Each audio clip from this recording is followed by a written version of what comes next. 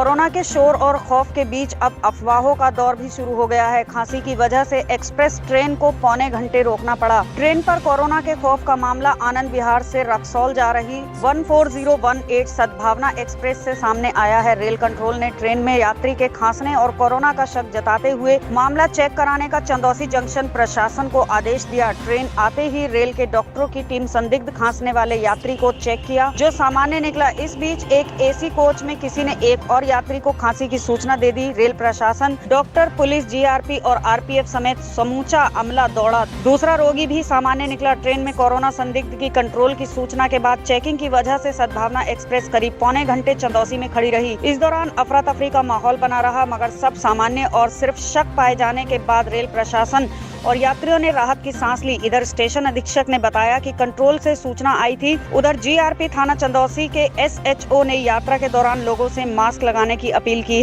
सद्भावना ट्रेन करीब 55 मिनट रुकी रही, क्या मामला था वो? उसमें 2 संदिग्ध कोरोना के बताए गए थे, जिस कारण ट्रेन को रुकवाया गया और हमारे रेलवे के सीनियर डीएमओ आए डॉक्टर, उन्होंने चेक किया और लिख के देने के बाद गाड़ी को चला दिया।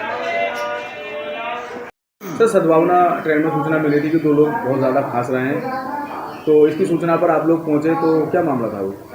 कंट्रोल की सूचना थी। कंट्रोल ने बताया कि आप व्यक्ति ने कंप्लेंट किया है कि कोई आदमी खांस रहा है, तो उसको अटेंड किया गया। अटेंड करने डॉक्टर साहब ने उसको अटेंड किया। अटेंड करके उसको चेकअप किया। चेकअप करने के बाद उसको नॉर्मल पाया गया, फिट दिया गया।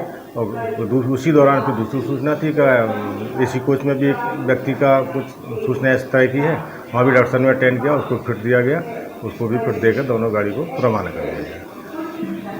हम तो यही कहते हैं कि आप आगे भी मास्क लगा के जो भी है ड्यूटी के दौरान या वैसे भी आदमी चला जाए और अपनी दूरी बनाकर रखा जाए, जिससे कि